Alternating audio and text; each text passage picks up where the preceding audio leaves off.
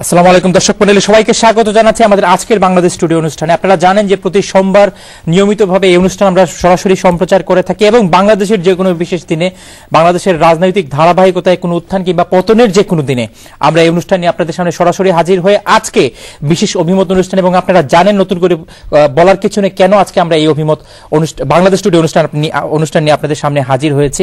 আপনারা জানেন যে হেফাজতে ইসলাম নামের একটি সংগঠন অথবা রাজনৈতিক দল যাদের পরিচয় এখনো সংগঠন হিসেবে বেশিরভাগ ক্ষেত্রে ব্যবহৃত হচ্ছে, তারা আজকে বাংলাদেশে আগামীকাল 6 এপ্রিল বাংলাদেশের লং মার্চ ঘোষণা দিয়েছে। ইতিমধ্যেই তাদের নেতা কর্মীরা ঢাকায় এসে জড়ো হয়েছেন। বাংলাদেশ সময় আগামীকাল শনিবার সকাল 10টায় শাপলা চত্বরে তারা মহাসমাবেশের ডাক দিয়েছেন এবং সারা দেশ থেকে তাদের নেতা কর্মীরা ঢাকায় এসে জড়ো হওয়ার চেষ্টা করছেন। যদিও সরকার সতর্কতামূলক ব্যবস্থা নিয়েছে বলে যাতে করে কোনো ধরনের নাশকতা তৈরি না হয়, সেই জন্য সরকার সতর্কতামূলক ব্যবস্থা নিয়েছে বলে সরকার দাবি করছে। যদিও হেফাজতে ইসলাম কিংবা তাদের সমর্থকরা দাবি করছেন সরকার বাধা দেওয়ার চেষ্টা করছে। অপরদিকে গণজাগরণ মঞ্চ এবং প্রগতিশীল 25টি সংগঠন তারা হেফাজতে ইসলামের এই লং মার্চকে বন্ধ করে দেওয়ার জন্য অথবা প্রতিরোধের জন্য তারা হরতাল এবং অবরোধের ডাক দিয়েছেন। এই হচ্ছে বাংলাদেশের আজকের দিনের অবস্থা। স্বাভাবিকভাবেই সারা দেশবাসী আজকের এই অবস্থানে শঙ্কিত এবং এই ধরনের অবস্থা হয়তো গত কয়েক সপ্তাহ, কয়েক মাস অথবা কয়েক বছরও বাংলাদেশ দেখেনি। একই সাথে হেফাজতে ইসলামের মতো একটি ইসলামিক দলের এই ধরনের গণমুখী, অনেকেই বলছেন গণমুখী একটি অবস্থান, একই সাথে যাদের চেতনায় পুরো বাংলাদেশ উদ্বুদ্ধ হয়েছিল মুক্তিযুদ্ধের চেতনায় এবং যুদ্ধাপরাধীদের বিচারের জন্য যাদের চেতনা মূল কাজ করেছিল, সেই গণজাগরণ মঞ্চের নেতাকর্মীদের অবস্থানও আজকে নতুন করে বাংলাদেশের সামনে চলে এসেছে হেফাজতে ইসলামের বিরুদ্ধে অবস্থান নেয়। দর্শক মণ্ডলী, এই বিষয়ে কথা বলবো। কথা বলার আগে আমাদের 4 জন অতিথি এসছেন, তাদের সাথে পরিচিত হই। আমার হাতের ডান পাশে রয়েছেন জনাব মুফাসসিল ইসলাম, তিনি একজন ব্লাসফেমি আইন বিশেষজ্ঞ এবং একই সাথে একজন মানবাধিকার বিষয়ক আইন বিশেষজ্ঞ। জনাব মুফাসসিল ইসলাম, আপনাকে অসংখ্য ধন্যবাদ আমাদের স্টুডিওতে আসার জন্য। জনাব মুফাসসিল ইসলাম অনেক দূর ডাবলিন থেকে তিনি আজকে লন্ডনে এসেছেন আমাদের আজকের এই অনুষ্ঠানে কথা বলার জন্য। তার আরেকটি বিশেষ পরিচয় আছে, আমরা কিছুক্ষণের মধ্যে সেটি রিভিল করব। এরপরে যিনি রয়েছেন জনাব ইকবাল হোসেন, প্রেসিডেন্ট জাতীয়তাবাদী আইনজীবী ফোরাম ইউকে। জনাব ইকবাল হোসেন, অসংখ্য ধন্যবাদ স্টুডিওতে আসার জন্য। হাতের বামে রয়েছেন জনাব রাজীব আহমেদ, ব্লগার। এর আগেও তিনি চ্যানেলসের এই অনুষ্ঠানে এসেছেন। রাজীব আহমেদ, অসংখ্য ধন্যবাদ আবার আমাদের সাথে যোগ দেওয়ার জন্য। এরপরে সর্ববামে রয়েছেন barrister Mohammad Enamul Haque, senior vice president, যুক্তরাজ্য আওয়ামী আইনজীবী পরিষদ। জনাব ব্যারিস্টার এনামুল হক, আপনাকে অসংখ্য ধন্যবাদ আমাদের সাথে যোগ দেওয়ার জন্য। আপনাকেও ধন্যবাদ, সেই সাথে চ্যানেল এস এর শ্রোতা দর্শক মণ্ডলীকেও আমি আমাদের সংগঠনের পক্ষ থেকে ধন্যবাদ জানাচ্ছি। দর্শক, আমরা অনুষ্ঠান শুরু করার আগে গত 2 দিনের বাংলাদেশ কেমন ছিল এবং আমাদের টেলিভিশনগুলি বাংলাদেশের 2 দিনের বাংলাদেশকে কিভাবে পর্যবেক্ষণ করেছে তার একটি ছোট্ট ক্লিপ দেখব। যে গত 2 দিনের যে হেডলাইন্সগুলো ছিল বাংলাদেশের বিভিন্ন টেলিভিশন চ্যানেলে, সেই টেলিভিশন চ্যানেলগুলির হেডলাইন্সগুলি আমরা এখনই দেখব। চলুন দেখে আসি ছোট্ট একটা ক্লিপস।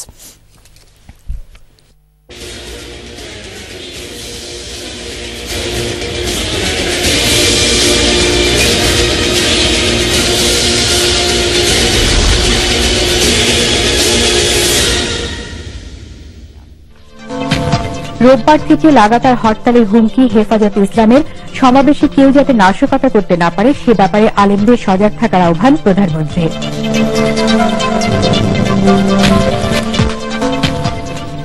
হেফাজতে ইসলামের লং মার্চ উস্কানিমূলক দাবি প্রগতিশীল সংগঠনগুলোর সারা দেশে কাল সন্ধ্যা থেকে 24 ঘণ্টা হরতালের ডাক।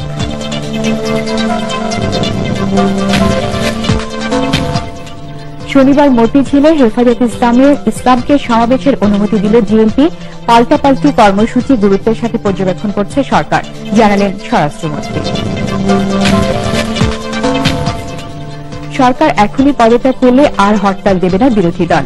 আওয়ামী লীগের বেশি মানবতা বিরোধী অপরাধী আছে, সাতক্ষীরায় খালেদা জিয়া।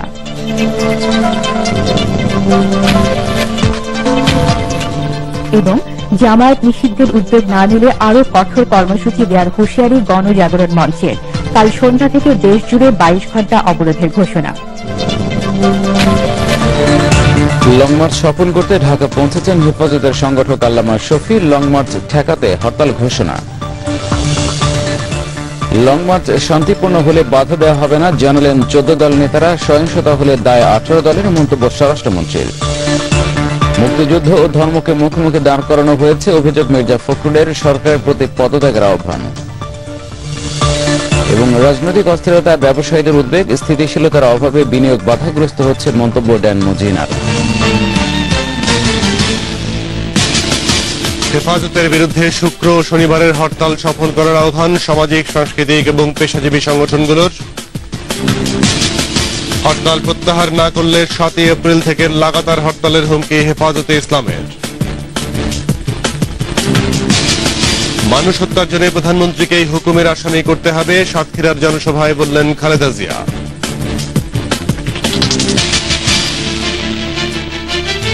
হেফাজতে ইসলামের আমরা আমাদের জীবন জীবিকার নিরাপত্তা সম্পর্কে শঙ্কিত হয়ে, আমাদের সন্তানদের নিরাপত্তা সম্পর্কে শঙ্কিত হয়ে এই হরতাল ডেকেছি। ঢাকায় সমাবেশের অনুমতি। প্রধানমন্ত্রীকে গণজাগরণ মঞ্চের স্মারকলিপি, গ্রেপ্তার বা হুমকি দিয়ে আন্দোলন থামানো যাবে না বললেন কর্মীরা। আরো বৃহত্তর কর্মসূচির দিকে যাব, সেটাই আমরা ঘোষণা করব। এই সরকার উন্মাদ, দিশেহারা, এদের হাতে কোনো মানুষ নিরাপদ নয়, সাতক্ষীরায় বললেন বেগম জিয়া।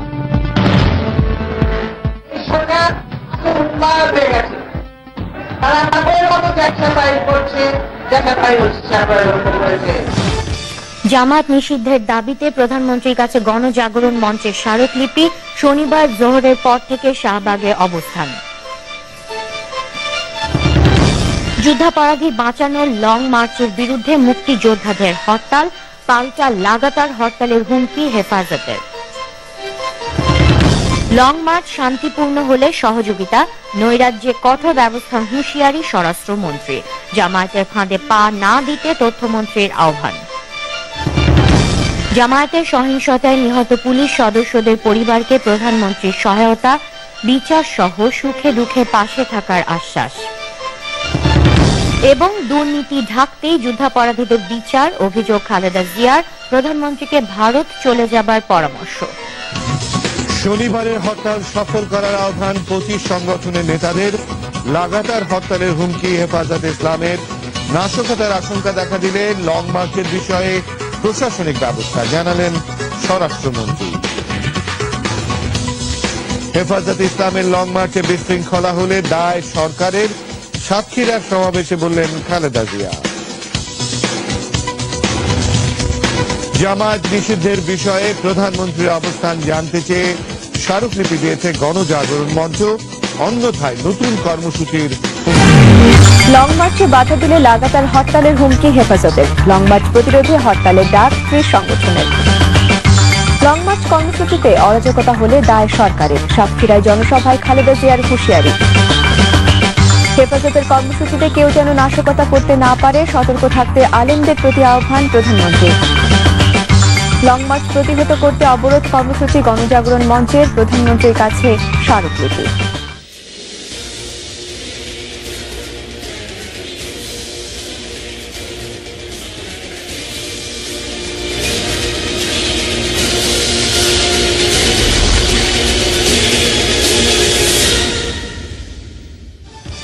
শতাধিক সংগঠনের ডাকে 24 ঘন্টার হরতাল ও গণজাগরণ মঞ্চের 22 ঘন্টার অবরোধ শুরু।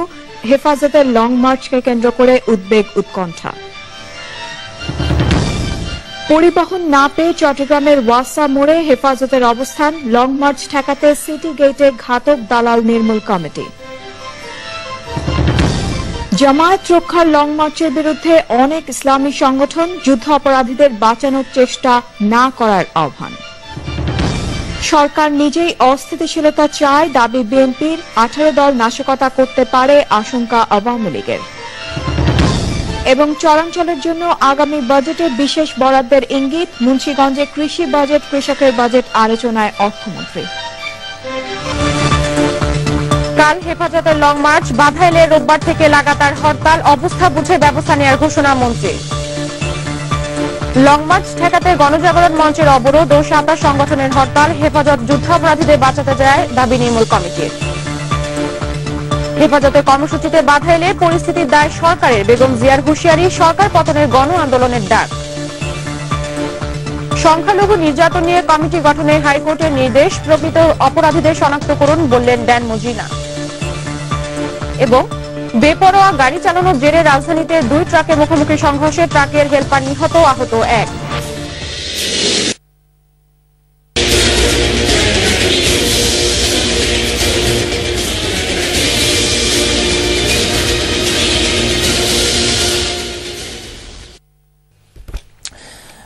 দর্শক, আপনারা দেখলেন যে গত 2 দিনের হেডলাইন্স কি ছিল বাংলাদেশের বিভিন্ন টেলিভিশন চ্যানেলের। সবার প্রশ্ন একটি, যে আসলে কি হতে যাচ্ছে দেশে, এবং আরেকটি বিশেষ প্রশ্ন যে আসলে এই হেফাজতে ইসলামের আন্দোলন যারা হঠাৎ করেই বাংলাদেশের রাজনীতির মঞ্চে নতুন করে আবির্ভূত হয়েছে, এবং রাজনীতির মঞ্চ যদি বলা হয় তাহলে মঞ্চের অনেকটা অংশ জুড়েই কিন্তু আজকে হেফাজতে ইসলাম দখল করে নিয়েছে, যেখানে বাংলাদেশের মেইন স্ট্রিম পলিটিক্যাল পার্টি বা মূলধারার রাজনৈতিক দলগুলি, আওয়ামী লীগ, বিএনপি কিংবা অন্যান্য যে দলগুলি রয়েছে তাদের ভূমিকা কতটুকু সেই বিষয়েও প্রশ্ন দেখা দিয়েছে।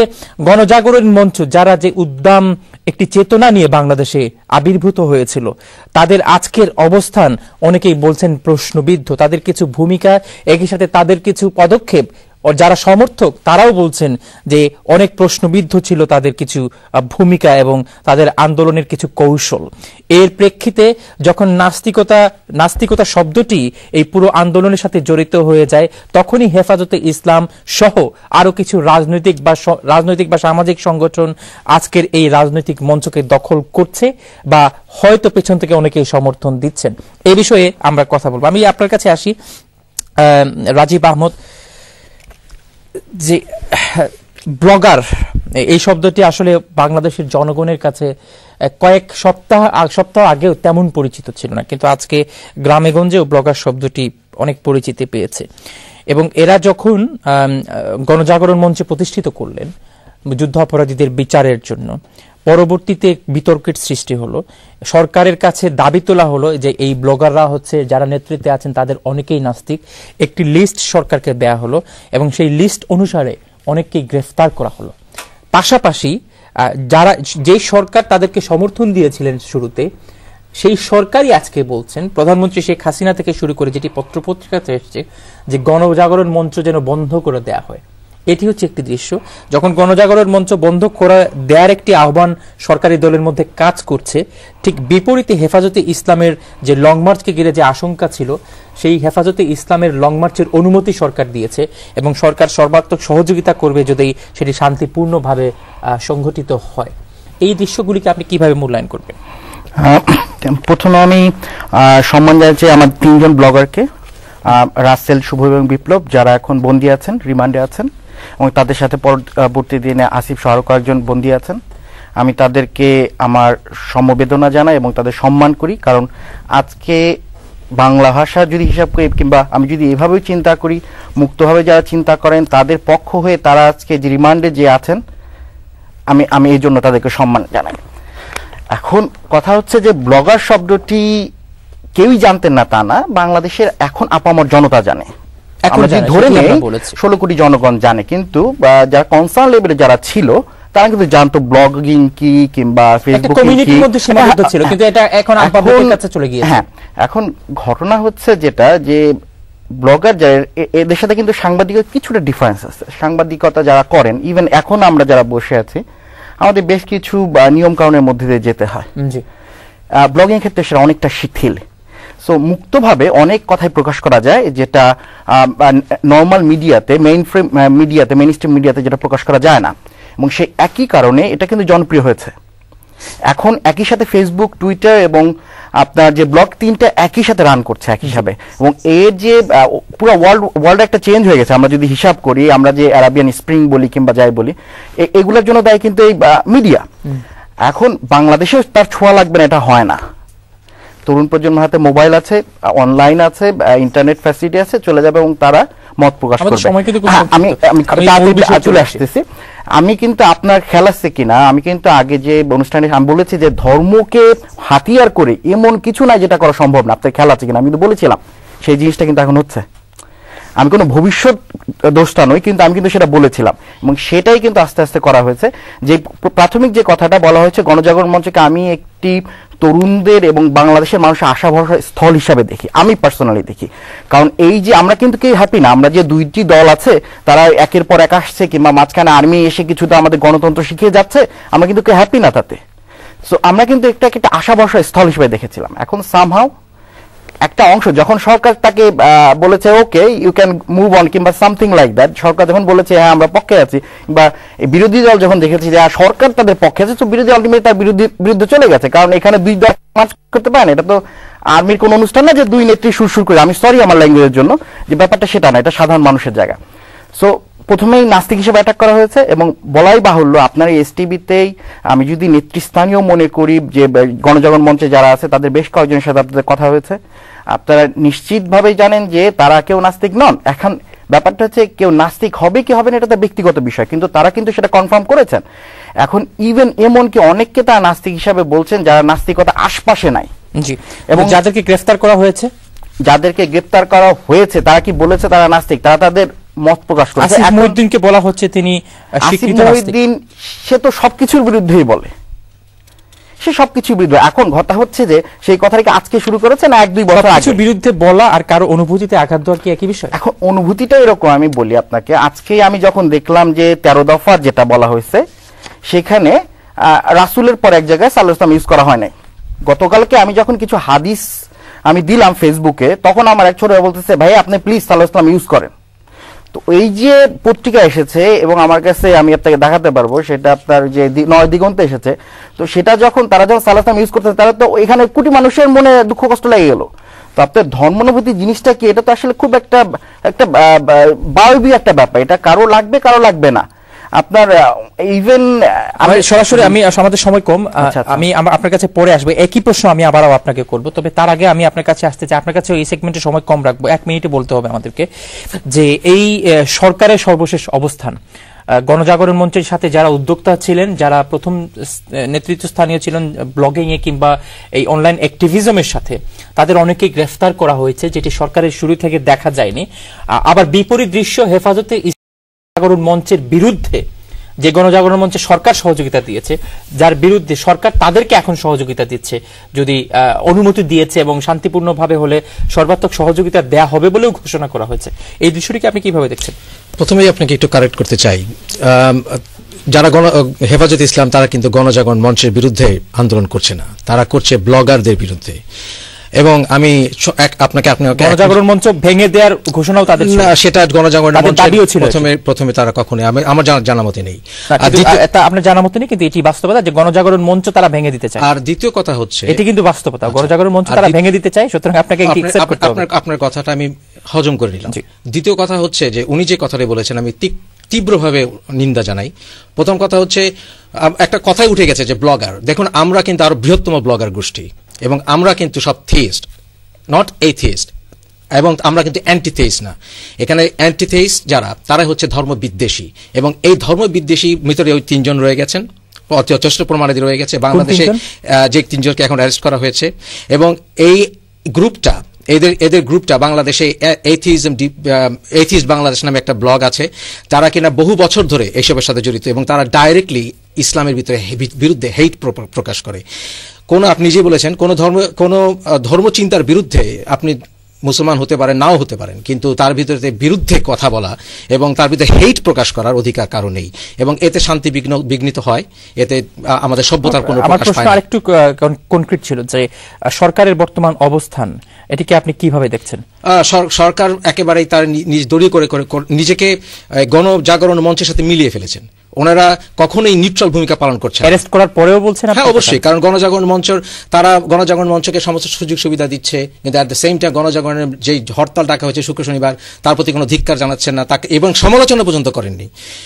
এমনকি গণজাগরণ মঞ্চের কি দরকার ছিল গাড়িগুলোকে আটকানো, তাদের আসতে দিত, তাদের অধিকার রয়ে গেছে। এবং বর্তমানে যা শুনতে পাচ্ছি, যেসব নিউজ পাচ্ছি ঢাকা থেকে, যে হেফাজতে ইসলাম সহ যারা অবস্থান নিতে যাচ্ছেন তাদের টাইম বেঁধে দেওয়া হচ্ছে, কিন্তু অ্যাট দ্য সেম টাইম শাহবাগে কিন্তু 24 আওয়ার্স তারা অবস্থান করছে। এরকম দ্বৈত অবস্থান কেন সরকারের? এবং আমি যেটা আবার বলতে চাচ্ছি যে অ্যান্টিথেইজম অ্যান্ড এথিজম এক কথা না, আমার ভাই এখানে গুলিয়ে ফেলেছেন। এবং এই দেশেও এই দেশেও রিলিজিয়াস হেটের বিরুদ্ধে 2006 সালে আইন রয়ে গেছে, ফ্রিডম অফ রিলিজিয়ন রয়ে গেছে। আমার বাড়ি নেই দেখে, দ্যাট মিনস আমার ধর্ম নেই, আমার যার বাড়ি আছে তাকে ঢিলা মারবো, এটা অনেকটা এখন পশ্চিমের ব্লাসফেমি লতে এটা একটা গন্ডগোল চলছে, এবং আমি মনে করি না এটা কোনো মুক্ত চিন্তার প্রকাশ। ধন্যবাদ আপনাকে। আমি আপনার কাছে আসবে ব্যারিস্টার ইকবাল, আপনার কাছে আমার একই প্রশ্ন যে গণজাগরণ মঞ্চে অবরোধ ডেকেছে, হরতাল ডেকেছে 25টি পেশাজীবী এবং প্রগতিশীল সংগঠন, আবার সরকার লং মার্চকে সহযোগিতা দিচ্ছে, আবার সরকার লং মার্চের অনুমতি দিয়ে দিয়েছে। এই বিষয়টিকে আপনি এখন কিভাবে ব্যাখ্যা করবেন? ধন্যবাদ আমাকে, এবং ধন্যবাদ চ্যানেলের সমস্ত দর্শক শ্রোতা। আমি যেটা বলতে চাই যে এই গণজাগরণ মঞ্চ বলেন, ব্লগার বলেন, যারা শাহবাগে অবস্থান করছে, এটা তো আসলে সরকারি বে team, organised by government facility দিচ্ছে, তারা ওখানে অবস্থান করেছে। আসলে যেটা গণজাগরণ মঞ্চের মাধ্যমে তারা করছিল যে স্বাধীনতা বিরোধীদের বিচার, এটা একটা পর্যায়ে ছিল, সাধারণ ইয়াং জেনারেশনও এটা সাপোর্ট করেছিল, কিন্তু দেখা যাচ্ছে এটা আসলে অর্গানাইজড বাই আওয়ামী লীগ এবং গভর্নমেন্ট। আপনারা দেখেছেন গণজাগরণ মঞ্চের ওই সরকার যে চিফ, যেটা ওনার নাম কি, সরকার ইমরান সরকার ডাইরেকশন দিয়েছিল ছাত্রলীগের সেক্রেটারি সিদ্দিকী সাহেব যে এইভাবে তুমি বলো, মানে কমপ্লিটলি এটা স্টেজ বাই গভর্নমেন্ট প্রোটেকশন দিছে, ফুড দিছে, সিকিউরিটি দিছে, এবং তারা গভর্নমেন্ট যেভাবে চেয়েছে সেভাবে তারা এখানে অ্যাক্ট করেছে। কিন্তু দেখা গেল যে এর নাস্তিকতার বিরুদ্ধে যাদেরকে এখানে নাস্তিকতার ব্যাপারে আমার যেটা, এটা সবাই মনে করে, আসলে আমরা যারা বাংলাদেশি তারা কিন্তু অনেক লিবারাল, কেউ ধর্ম মানতে পারে, কেউ নিজেকে আস্তিক নাস্তিক ঘোষণা দিতে পারে, এটা কোনো আমাদের আপত্তি নেই। বাট যেভাবে সিভিয়ারলি বিশেষ করে ইসলামে অ্যাটাক করা হয়েছে, আসিফ মহিউদ্দিন কি বলেছে? আসিফ মহিউদ্দিন বলছে সারা দেশের মসজিদকে টয়লেটে পরিণত করা হবে। তারপরে রাজীব যে খুন হয়েছে, সে যে ভাষায় লিখেছে, এটা আসলে আমরা বলি যে এটা নাস্তিকের বিরুদ্ধে অবস্থান না। সঠিক কাজটি করেছে আপনি বলছেন? না, সরকার সঠিক কাজটি করে, সরকার সঠিক কাজ করেনি। এটা তো লোক দেখানো। যখন কিভাবে বলবেন লোক দেখানো? যখন এরা হেফাজতে ইসলাম যখন মার্চ করছে, আমি একটা বলতে দেন, আমাদেরকে বিরতিতে যেতে হবে, বিরতিতে যেতে হবে। আমি এই প্রশ্ন নিয়ে আবারও আসবো আপনার কাছে, একই প্রশ্ন আপনার কাছে, কিভাবে সরকারের এই মুহূর্তে কি সরকারের দ্বৈত চরিত্র প্রকাশ পাচ্ছে না, যে গণজাগরণ মঞ্চকে বা গণজাগরণ মঞ্চের যাদেরকে এতদিন সাপোর্ট দেওয়া হলো তাদেরকে এখন গ্রেফতার করা হচ্ছে, আবার যারা লং মার্চ করতে চাইলো সরকার থেকে সহযোগিতা দেওয়ার কথা অনেকেই বলছেন, অনেকেই বাধা দিয়েছেন বা সরকারকে সহযোগিতা না করতে বলেছেন, সরকার তাদেরকেই গণজাগরণ মঞ্চের বিরুদ্ধে লং মার্চ করতে অনুমতি দিল। এটি কি সরকারের দ্বৈত চরিত্র নয়? ধন্যবাদ ফারহান আমাকে এই বিষয়ে প্রশ্ন করার জন্য। আমি 1 মিনিট সময় আমাদের, আমি যে কথাটা প্রথমে বলতে চাচ্ছি যে প্রত্যেকে যে ইস্যুগুলো নিয়ে আসছেন, যে একতরফাভাবে সরকারের বিরুদ্ধে দোষারোপ করছেন। কোন বিষয়টা? এই যে আমার যে সহযোগী যারা এখানে এসেছেন কথা বলেছেন যে সরকারের, একজন বলেছেন সরকারের বি টিম, বা আরেকজন বলেছেন যে সরকার এদেরকে সহযোগিতা করছে, এই বক্তব্যগুলো কিন্তু সঠিক নয়। আমাদেরকে দেখতে হবে একটা রাষ্ট্রযন্ত্র পরিচালনার জন্য গণতান্ত্রিক পদ্ধতিতে আওয়ামী লীগ রাষ্ট্র ক্ষমতায় এসেছে। রাষ্ট্র ক্ষমতা পরিচালনা করার জন্য জনসাধারণের যে অধিকার দেওয়া আছে, সংবিধানের স্বীকৃত যে অধিকার, যেমন ধর্মীয় স্বাধীনতার কথা বলে দেওয়া আছে, ধর্মীয় স্বাধীনতা বিষয়ে আজকে বাংলাদেশে যে অবস্থা বিরাজ করছে, যে ইস্যুগুলো আপনারা নিয়ে এসেছেন, যে আজকে আপনি যে হেফাজতে ইসলাম নামে একটা সংগঠন যে একটা বক্তব্য নিয়ে এসেছে, তারা 13 দফা দাবি নিয়ে এসেছে। এখন আমাদের প্রশ্ন হলো যে বিশ্বের দ্বিতীয় বৃহত্তম ইসলামিক কান্ট্রি বাংলাদেশ, এবং সেই দেশে যেহেতু আমরা বৃহত্তর অংশ মুসলমান, কেউ যদি কোনো ধর্মীয় অনুভূতির উপরে আঘাত করে, স্বাভাবিকভাবেই বিষয়গুলা অত্যন্ত সেন্সিটিভ বিষয়, এবং এই বিষয়ে যে কেউ এটার প্রতিবাদ বা এটার বিরুদ্ধে প্রতিরোধ করে তুলতে পারে। এখন প্রশ্ন হলো এই বিষয়গুলা তলিয়ে দেখা উচিত, যে আসলে সত্য মিথ্যা যাচাই করা উচিত। সরকার সেই জন্যে, সেটা ব্লগারই হোক, যে কেউ হোক, সরকার যদি সন্দেহ পোষণ করে যে যে কেউ আমাদের নবী করিম সাল্লাল্লাহু আলাইহি সাল্লামের বিরুদ্ধে কোনো বিরূপ মন্তব্য করেছেন, তার বিরুদ্ধে ব্যবস্থা নেওয়া সরকারের দায়িত্ব। ধন্যবাদ। আমাদেরকে বিরতিতে যেতে হবে। দর্শক দেখছেন বাংলাদেশ স্টুডিও অনুষ্ঠানে, আমরা কথা বলছি বাংলাদেশের রাজনীতির আজকের দিনে যে পরিস্থিতি, এবং আজকের দিনের পরিস্থিতি একটি, সেটি হচ্ছে লং মার্চকে ঘিরে, হেফাজতে ইসলামের ডাকা লং মার্চকে ঘিরে যত ধরনের আশঙ্কা এবং অস্থিতিশীল একটি পরিবেশ। অনেকেই বলছেন ঢাকা অবরুদ্ধ, অথবা ঢাকা পুরো বাংলাদেশ থেকে বিচ্ছিন্ন। বর্তমান সরকার এই গণজাগরণ মঞ্চকে প্রথম থেকেই সহযোগিতা দিয়ে আসছে বলে অনেকেই মনে করেন। আবার বর্তমান সরকারই যারা ইসলামী আন্দোলন করছেন তাদের দাবি মতো কয়েকজন ব্লগারকে এবং তাদের নেতৃত্বস্থানীয় গণজাগরণ মঞ্চের কয়েকজন নেতৃত্বস্থানীয় ব্যক্তিকে গ্রেফতার করেছে। আবার বর্তমান সরকারই হেফাজতে ইসলাম এবং ইসলামী আন্দোলন যারা করছেন, যারা গণজাগরণ মঞ্চের বিরুদ্ধে আন্দোলন করছেন, তাদেরকে সহযোগিতা করছে। তাহলে সরকার কি সঠিক কাজটি করছে নাকি শুরু থেকেই সরকার ভুল করে আসছে? আসবো বিরতির পরে এসব প্রশ্ন নিয়ে আমাদের সঙ্গেই থাকবেন।